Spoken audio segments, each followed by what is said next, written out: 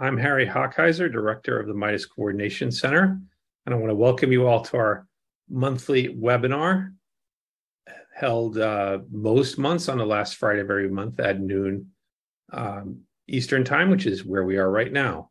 And I want to welcome today, our speaker is Dr. Shi Chen from the University of North Carolina, Charlotte. And she is, I'm told, just very recently now promoted to an associate professor, I gather, or at the very least tenured in the Department of Public Health Sciences and the College of Health and Human Services at the University of North Carolina, Charlotte. She's research interests include how individual, spatial, and temporal heterogeneity determines both environmentally transmitted and directly transmitted pathogen transmission dynamics. This also includes the interaction among these sources of heterogeneity and how they influence the pathogen transmission, multiple transmission pathways, and how environmental factors influence insect life history, population dynamics, and vector-borne disease dynamics. I'll also say that she has been, for the past year or more, I'm not quite sure exactly when, I think before I was directly involved, she has been leading one of the teams that contributes to the scenario modeling hub and has been regularly putting in COVID-19 scenario projections and participating in that effort, which we consider an important part of what MIDAS has been supporting lately. So with that, I'm going to hand it over to Shi, and we're interested now in hearing his talks on public opinions and Infoveillance. So I'm looking forward to hear what that's all about. So Shi, thanks for joining us. Thank you, Dr. Hockheiser, for your introduction, and thank you for joining this webinar. So as I said, my job is usually always raised as an infectious disease epidemiologist, but recently my research interest is shifted towards a little bit more towards the public opinions and those how people discuss those health emergencies, especially on the social media. And so today I'll shift a gear a little bit and talk about some of my recent projects regarding the public opinions, especially towards the COVID-19 Infoveillance. So I think for most of us who are epidemiologists and health practitioners, for epidemic surveillance, this is probably the most important thing to understand the current COVID-19 pandemic. And thanks to CDC, now we have a bunch of very dynamic and very diverse systems of the surveillance. This includes the symptom surveillance, for instance, the COVID illness surveillance, CLI, influenza illness surveillance, ILI, the genomic surveillance, the serosurveillance, basically looking at the serovalence data, environmental surveillance, basically something like the wastewater surveillance. So all this surveillance basically reflect one goal, which is this idea, the epidemiology triad, which says the pathogen, the host populations, and the environment are an inseparable entity known as the epitriad. On top of that, which I think is important, is for infectious disease, especially with human beings, we are not only living in a biotic environment, we are also surrounded by our social cultural environment as well. So in that sense, how people perceive the risk of the pandemic, how people perceive the potential advantage and usefulness of different interventions is also the key to understand the current pandemic. So this relates to a kind of a new topic, relatively new area and new topic called infosurveillance, sometimes also known as the Infoveillance. The Infoveillance is used to understand the public knowledge, attitude, practice, and perceptions towards the disease itself, and for most of those large health emergencies, such as the Zika and COVID, they are also unfortunately intermingled with a lot of social and societal and political economic issues. And we also want to know what public think towards different interventions. So these are some of the key elements for the infosurveillance and infoveillance. What we want to do, why we want to do this infoveillance is we want to infer the potential behavior change. For infectious diseases, most frequently, the behavior, either intentional or unintentional, is the ultimate driver of the epidemic dynamics we observe. So those behavioral changes include whether or not individuals or at the population level, they want to comply with various different non-pharmaceutical interventions or NPIs, and acceptance of the vaccine and vaccinations, which is currently the most important interventions to curb the COVID-19 pandemic. There are some different stages of infoveillance. Traditionally, infoveillance is done in a survey or questionnaire base. You probably hear those term KAP, which relates to knowledge, attitude, practice, sometimes perceptions. So those KAPs are frequently used to determine the public opinions. It can be administered as in-person surveys or questionnaires. Nowadays, thanks to the development of internet, now we can administrate those KAP questionnaires through online systems as well. Then, again, with the development of the internet and the World Wide Web, the new infoveillance, also sometimes called infodemiology, emerges about 10 years ago. The researchers use the search trends, for example, how many times people search a specific health issues on Google, on Wikipedia, by Chinese search engine Baidu, and link them with potential disease dynamics. And with the emergence of the social media, researchers are also trying to understand and link the posting dynamics on the social media and try to associate them with what we observe in the real world, the epidemic dynamics. So this is the first stage of the current infoveillance or infodemiology, and I call it 1.0 because it is still did not actually use the full power of the social media or the discussion boards data. Now, as the computer science and the information science keep developing, we are entering a new era of infoveillance, which we focus on not only the posting or searching dynamics of those specific terms, but we also want to tackle the rich and diverse contents and the topics within the social media and within the discussion board. Basically, what the public are interested in, what the public are discussing, and what are the sentiments of these contents. So I want to very briefly introduce those DIKW hierarchy. As epidemiologists, I think we're quite familiar with the structured data that we are using almost on a daily basis.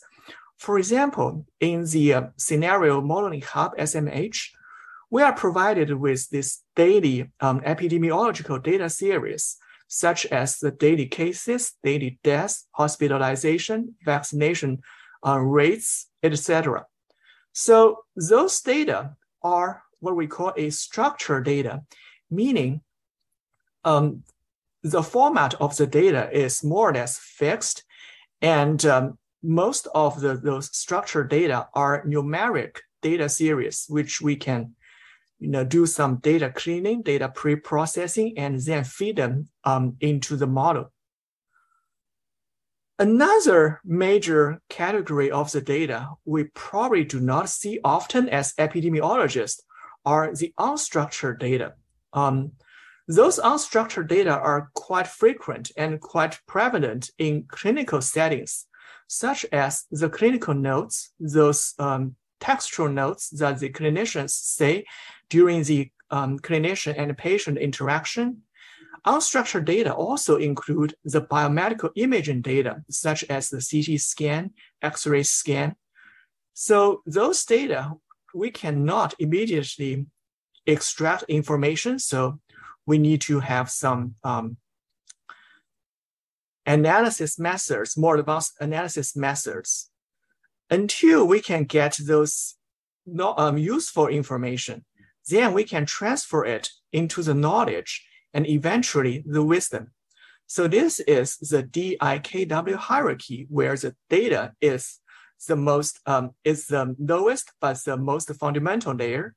And then we extract information from the data and then generate the knowledge and wisdom on top of the information. We epidemiologists, we usually operate at this level from information to knowledge. But today, I will shift the gear a little bit and talk a little bit more about data mining and data processing, how we extract the information directly from the data, especially the unstructured data. So this is a kind of very simplified framework on how we actually do this. As we said, we are doing the Infoveillance 2.0. We want to understand what the people discuss on the social media, especially on social media towards the COVID-19, and what content people are interested in, what content are frequently mentioned, and whether or not there is a positive or negative sentiments, for example, towards vaccine, towards vaccination, so that then we can link them with potential behavior change. So this is the workflow of this work. We have our data sources, those unstructured textual data, social media textual data from large social media platforms. Most notably, I use the Twitter platform in the US, or more broadly in the Western social culture region, and the Weibo from the Chinese region. And we sample those social media posts. Then we develop those features, different content features, extract them, and put them in a potential feature matrix for further analysis. So this is the data mining part in this DIKW hierarchy. So we are basically trying to extract the useful information from those unstructured social media post data. And in order to actually achieve this, we introduce an application called Natural Language Processing, or NLP. NLP is, as we said, frequently used in the clinical settings to understand the clinical interactions between the physicians and the patients. For example, clinical NLP is a quite hot topic to automatically extract information and knowledge from the clinical notes and develop potential personalized treatment plans and identify potential conflicts of the prescriptions. But for us epidemiologists, we operate in a different domain. We usually operate in the public health. That's why those natural language processing, or NLP, is mostly used for surveillance or infoveillance. Comparing to the clinical NLP, we are actually faced with more complicated situations. The clinical interactions are mostly focused on the clinical thing, like the disease itself. But for the public health NLP, we are actually dealt with much more complicated things.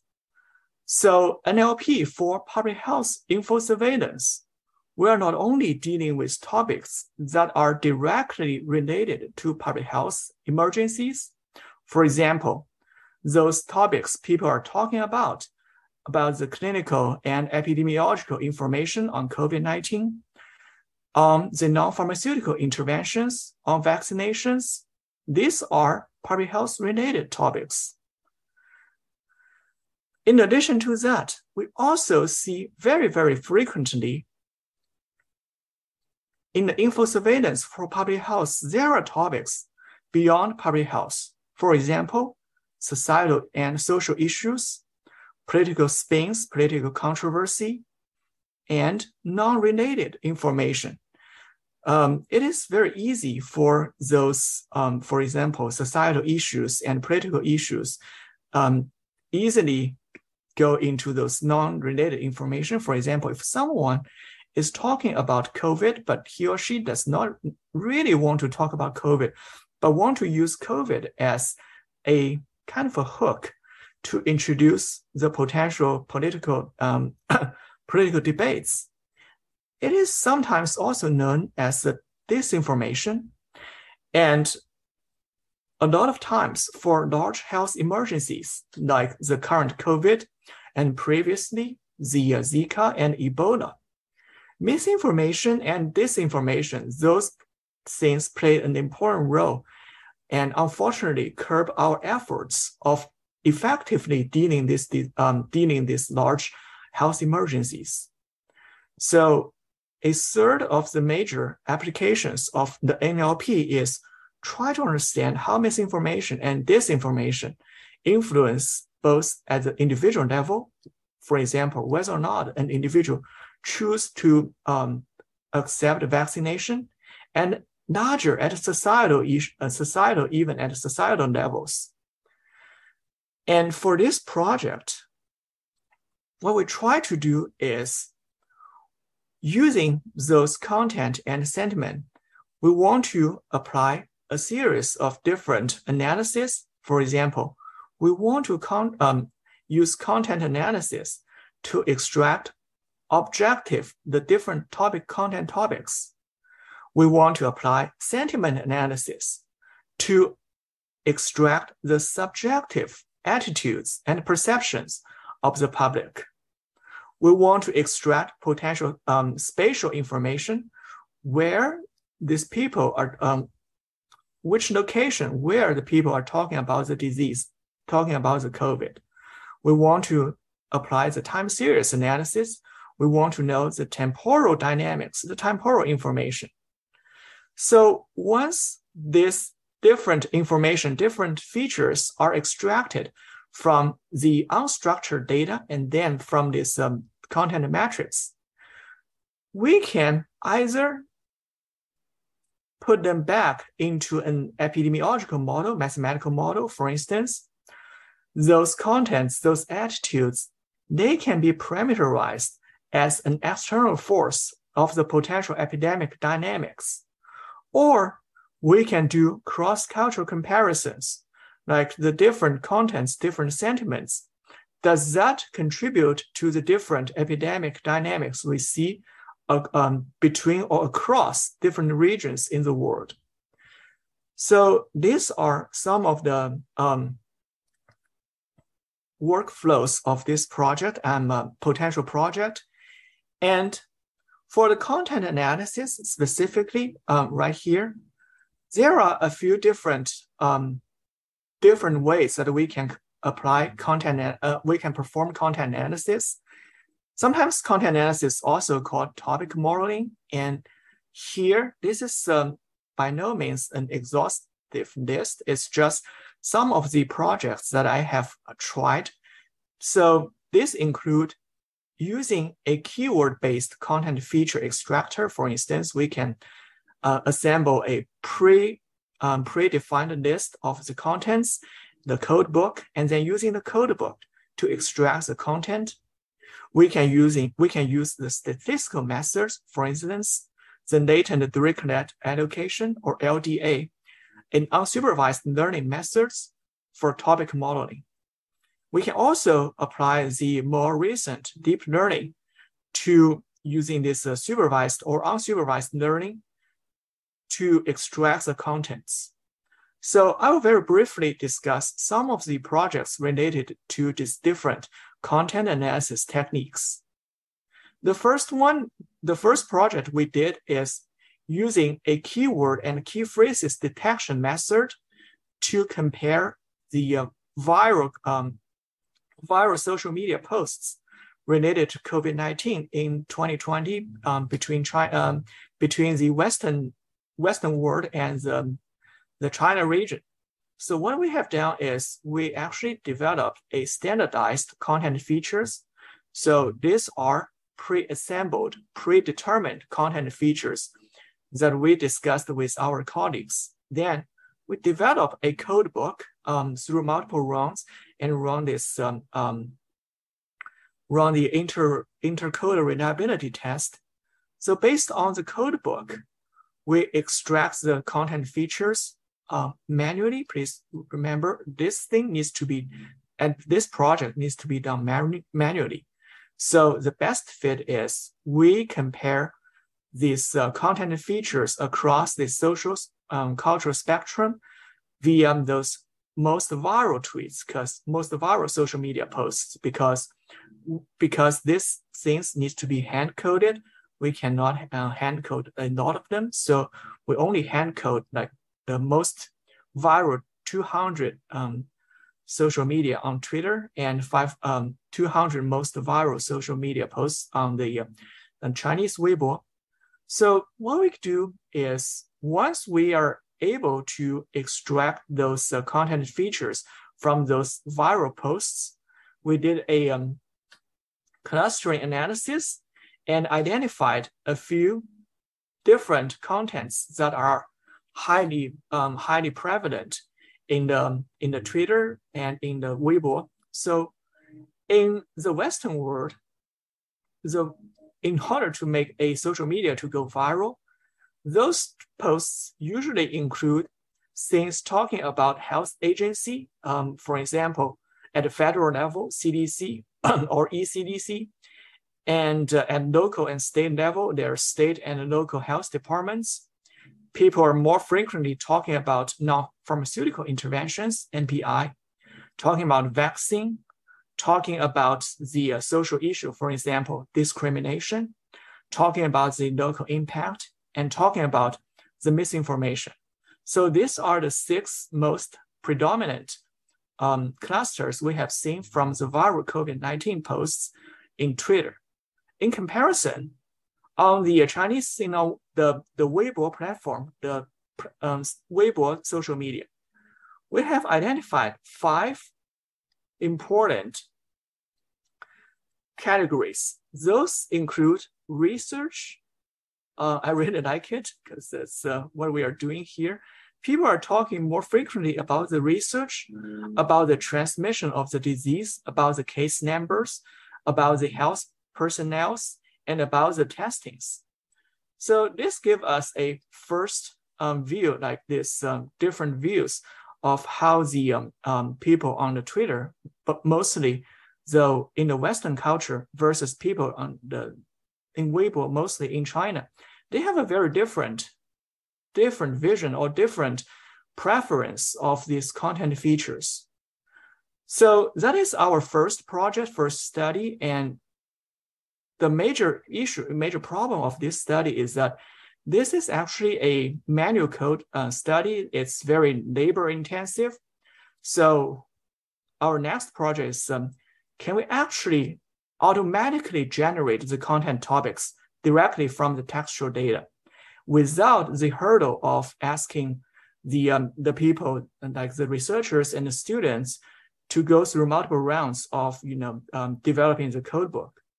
So LDA is a commonly used statistical methods for the topic modeling, and it's usually a clustering of the topics. What it does is, after some pre-processing of this textual data, it will develop those, it will aggregate those topics based on the keywords and their weights. So here are some just some examples of the potential topics assembled or generated directly from this LDA methods. As we can see here, they have this weights on the left and those specific keywords or key phrases on the right. So what we have seen here is in this project, we dissected the CDC tweeted, CDC COVID-19 tweets. So these are all the tweets that CDC has tweeted starting from the beginning of the pandemic all the way to the Omicron wave. So using a dimension reduction technique, we have identified here, these are the major content features, content categories from the CDC's perspective, because these are the CDC tweets. These include the transmission, the vaccine and vaccination, high-risk populations, non-pharmaceutical interventions, and case death hospitalization, those epi-series data. So please recall that because this is automatic clustering methods, those labels are actually assigned after the LDA has generated those topics. So what we need to do is basically go back to those clusters developed by the LDA and use our domain knowledge to identify, okay, this topic 1 is mostly related to transmission. This topic 2 is mostly related to vaccination, etc. So although the LDA is more or less automatic, we still need to use our domain knowledge to determine what's going on here. And for this cluster, we just dump all the CDC related tweets throughout this 2-year period. But if we really want to see the dynamic shifts, what we can do here is, for instance, we want to see the dynamic change of the CDC's tweeting pattern specifically for vaccine and vaccination. So what we can do here is the topic 4 is related to vaccine and vaccination. So we can extract only the vaccine and vaccinated tweets from the CDC and plot it as a time series. So this up and down, this signal represents the vaccine-related topics from the CDC, and this green curve right here shows the cumulative, shows the number of fully vaccinated individuals, the time series of the fully vaccinated individuals. And this blue curve shows the time series of the partially vaccinated individuals. So again, you might ask, what can we see from this figure? So recall that in the DIKW hierarchy, what we are doing is try to extract the data, so this data series, and try to make it as an information, which is useful data. So this is the data mining, we are still in the data mining stage. So we have not done explore extensively, like what are the potential associations between the CDC's tweeting pattern, tweeting dynamics of vaccine versus the actual observed this vaccination rate. But we can then generate a lot of hypotheses. For instance, if CDC has tweeted a lot, or those health agencies have tweeted a lot about vaccine and vaccination, does that translate to more vaccination rates? Does that translate, if there's a positive effect, is there a time lag? And what is a time lag? Or in the different waves of this COVID, the original, the Alpha, the Delta, and the Omicron, are there any difference in the public acceptance, potential public, the acceptance of the vaccine and vaccination rate? and their relationship. What is their relationship to the CDC's recommendation and encouragement of those vaccine and vaccinations? So, for example, in the late 2021, December 2021, CDC has posted more than 60, almost 60 tweets in a single day about vaccine and vaccination and encourage people. And then we do see an increase in the vaccination rate. So maybe we can test the hypothesis. There is a positive association, there's a positive effect of CDC's persuasion. And anyway, language, I think the language is probably the most important achievement and in the evolution of the human species. Maybe the language here in the tweets can have a positive impact on our perceived vaccination rate. So this is LDA. This is a statistical analysis to cluster these content topics. And of course, as a statistical analysis, it has its own disadvantage. First, it is, in theory, a clustering analysis. We still need to go back and manually assign those labels, those classes, or those topics once we review what's going on in those keywords combinations. And we might ask ourselves, it's still very tedious, but not as tedious as this manual coding. Can we automate this process?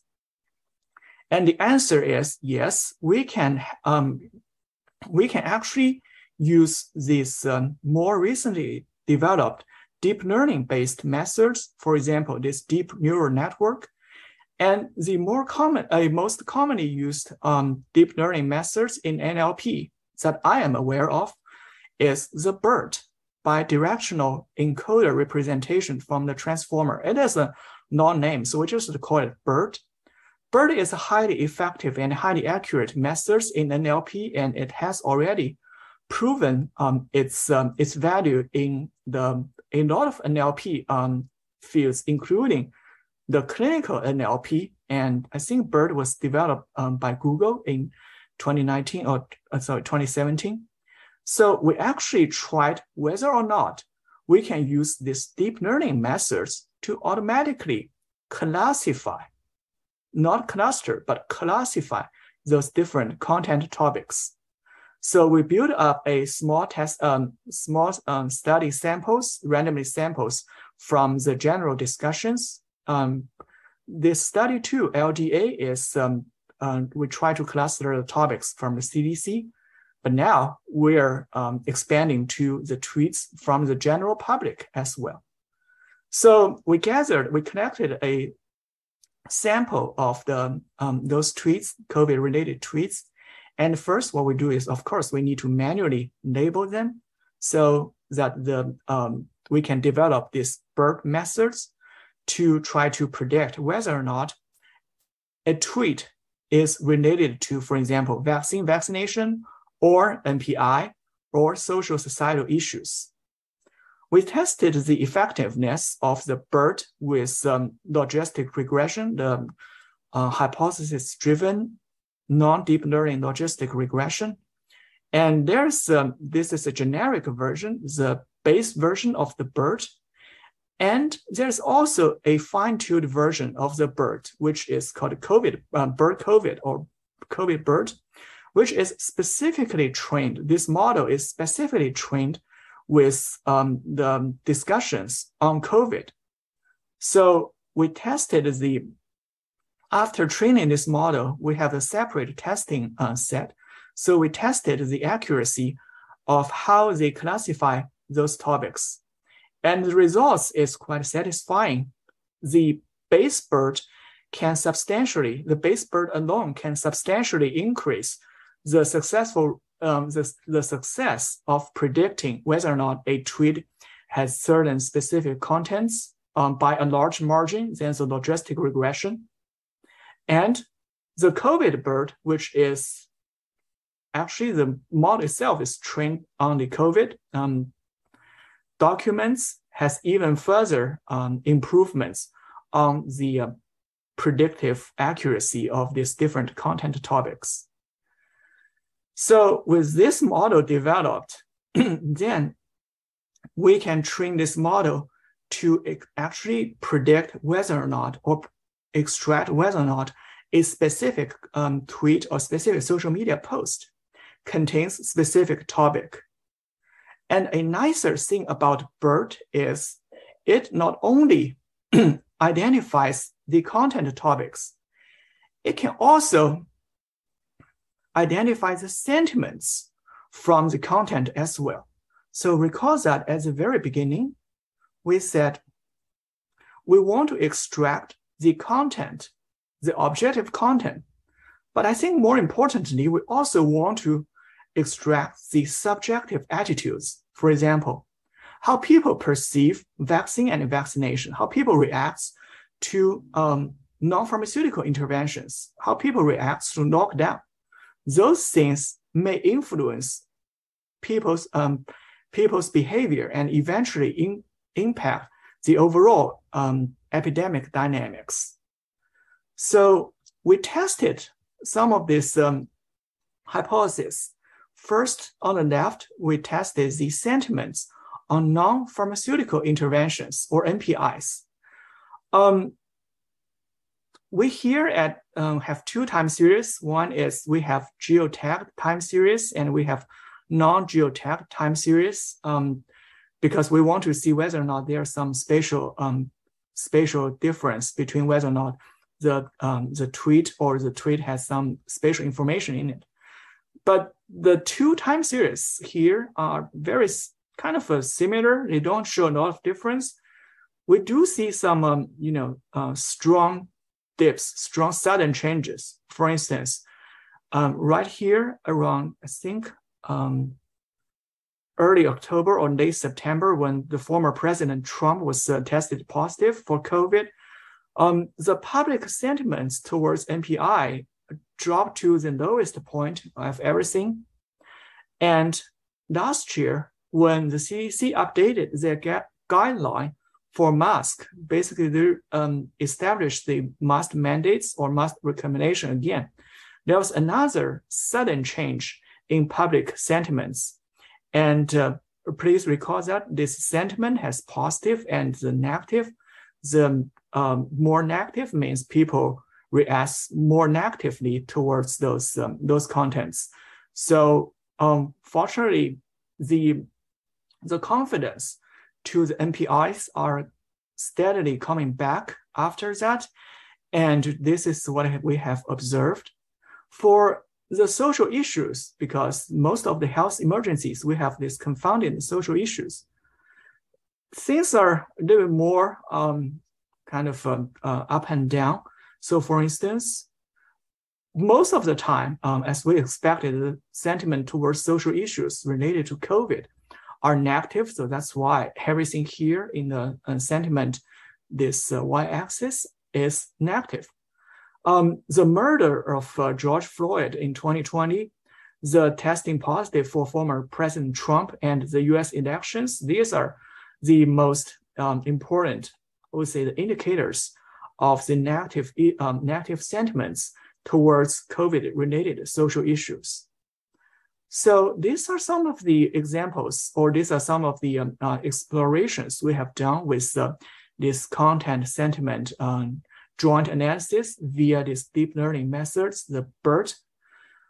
These are some of the stuff we have done, and some of the current projects and future applications include, we want to discuss those dynamic content topic shifts, not just the CDC, but the overall discussions from the public.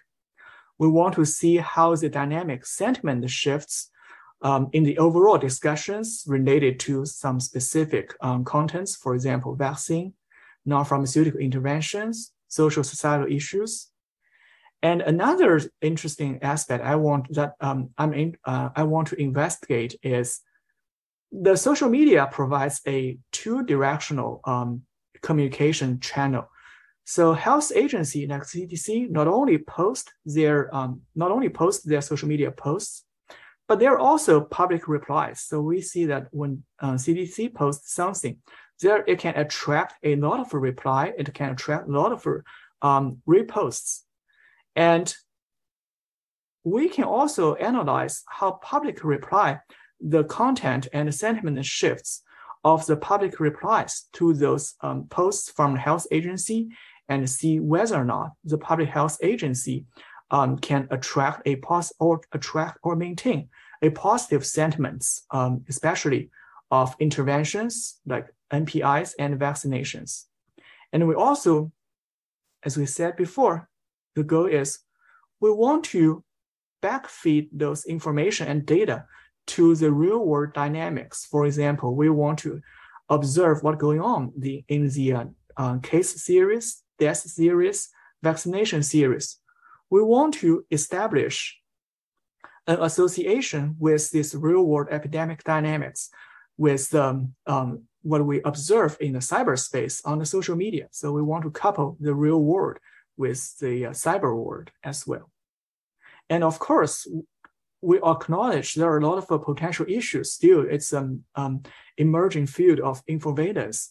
For example, as an observation study, although there are a huge amount of social media data, and we are told that we get about 200 million tweets per day related to COVID, we still run into the issue of potential bias because we need to know who are actually using the social media. Are there a lot of bots actually posting these things? And there are data loss, sometimes due to the censorship, sometimes due to this, users delete those social media. And one interesting that I heard directly from Twitter is that even if you post something and you set it as private, you don't want others to see it. So, those data are still not private enough. We can still sometimes receive those private data. So if you frequently post something on the social media, just to be aware, those private information can still be seen in these through these APIs. Another major challenge is this inadequate spatial information because social media platforms or the online discussion board, they want to protect the privacy and the security privacies of their users. So most of the time, we do not know where the posts are posted. Only about 2 or 3% of the tweets are geotagged, but we do have some spatial analysis technique using natural language processing to infer where the post could have been posted. And another major challenge is the cross-culture study, especially for non-English languages. So BERT was developed almost exclusively on English, so it's not easily transferable, although there are some transfer learning methods to other languages. And some other issues include social media while we consider it as a textual data, it actually contains a lot of non-textual information as well. For example, image, video, and meme. How do we actually integrate non-textual data with the textual data and using the data mining to unleash the maximum potential? It's still, we still want to investigate. So that's my talk today, and I want to thank MIDAS Network to provide me this opportunity to discuss some of these related studies on Infoveillance. I want to thank US CDC and Chinese CDC for their support for providing this data. I want to thank many of my colleagues at UNC Charlotte. They're from public health, data science, information science, and geoscience. And I also want to thank my colleagues from Hong Kong Baptist University to journalism and communications to perform this cross-cultural study. And last but not least, thank you very much for joining me in this talk. And as I said, I'll be happy to take your questions. Thank you very much. Great. Thank you, Shi. Very nice talk. Folks can put questions in the chat or the Q&A or raise hands or whatever you like. We'd love to hear questions. I'm going to start off with something here to get the conversation going. You mentioned, questions of bias and sampling. I want to ask a little bit more about some of these things. And the first thing that comes to mind is, with your comparison between Twitter and Weibo. So one hypothesis here would be that there's some underlying cultural differences that might influence questions of sentiment or questions of just sort of background content in general, what people are talking about, what people are not talking about. Exactly. Is there any way to get a baseline there to look at, say, non-COVID questions, to be able to develop a model of topics that might differ and to use that to inform your cross-cultural comparison? Yes, very good question. So actually, this study was inspired by my one of my previous projects. We compare the those topics related to the genetic modified organisms, GMOs. So we also compare the sentiments of the vaccine and vaccination in general. So as we discussed earlier, those one of the potential applications is we can probably use a transfer learning. So we developed this model for the COVID, but we can also explore some other, the interesting comparisons like GMOs, vaccinations, so that we can get an, as you said, is there an underlying cultural difference between these two platforms or these two cultures? So yeah, that will be something that we can actually look into once we have more data on these topics, different topics. Great, thank you. I'm seeing a question in the chat here, which is, can you relate this research to COVID-19 mathematical models? And by this, I would assume that the questioner is referring to the SEER models or the kinds of things that we're doing in projecting the future of the pandemic. So how would that relate? Sure, definitely. So this is my kind of envision of how we solve this question. So we have Y. This Y is the observed epidemic dynamics, like the cases, the death series. And we assume, or we hypothesize, that the public sentiments of certain things like vaccination, NPIs, these things will change the people's behavior. So we can, because they're also a time series, they're also a signal, we can basically parameterize those sentiments and try to integrate them into a compartment, let's say SEIR type of models. For instance, a negative sentiment towards vaccination might decrease the rate of the vaccination rate. An increase of the sentiments towards NPI can decrease the number of cases and decrease the number of deaths. The contribution, we don't know, but we can use inference. Like we can build a model and use those sentiment time series as the inputs to parameterize how important, how they exert influence on the dynamics. The other thing is, since 2 years ago, the study was supported by MIDAS, is actually we can develop a data-driven methods for directly modeling. So we have this time series of epidemic data. We have time series of this content and sentiment data. So we can directly put them into a multivariate, as a multivariate time series and use deep learning methods such as the recurrent neural network to directly project the future epidemic dynamics from those complicated inputs of the public perceptions and attitudes. So there are some of the potential ways that I can think of how to integrate, integrate those cyberspace into the real space, real world. So let me follow up on that, because that's a really nice question and a good answer. But one of the things that comes to mind is the comment that you see often if you spend any time on Twitter, and I probably spend too much time on Twitter, is you see the comment that, well, Twitter is not the real world. Exactly. Yes. That what you're talking about, sort of to some extent, sounds like it's predicated on some notion of representativeness. And again, you get to the bias right there. How does one measure the bias of comments on Twitter versus the broader population? Is there any principled way to do that? Sure. So one of the current project I've been doing is there is like, for instance, underrepresented groups in the U.S., like the African Americans, Hispanic. The studies have shown that they have less frequent or less prevalent access to the social media. They post less. So in other words, we can actually measure those bias.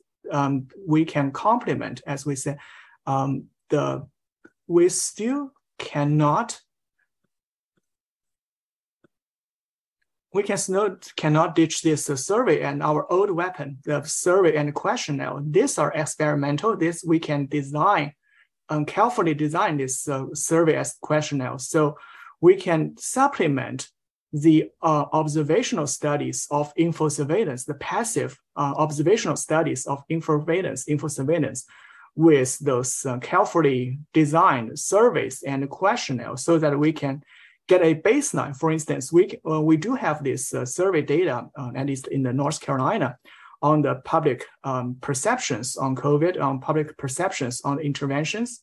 We can use that as a baseline to adjust what we have seen from these infodemiology studies from the social media. Basically, we want to see how far off are those we observe from the social media versus from those real world in-person and questionnaire studies, whether or not we need to adjust and how much extent we need to adjust. So that's some of the potential remedies for the social media. The other things is we want to, as we said before, we want to know more about what people says. For example, we want to develop more demographic informations, like how different race and ethnicity groups, they use social media and how they react, how they discuss on the social media, and what the linguistic features are different. So whether or not we can actually test the hypothesis that the composition on the social media is similar to the composition of the real world, we can test those hypotheses. But that's depending on further, more accurate depictions of those social media data.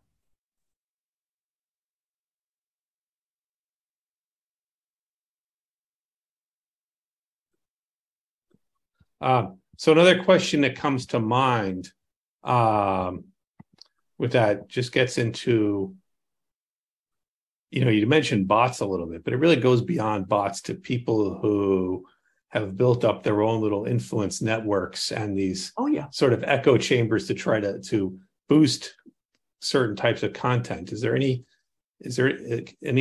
effective way to model that as well? Yes. Thank you for mentioning that. And actually, my experience on this social media study started from those influencers during the previous pandemic, the Zika. So we actually studied the potential influence of the, we call them online influencers or online influentials.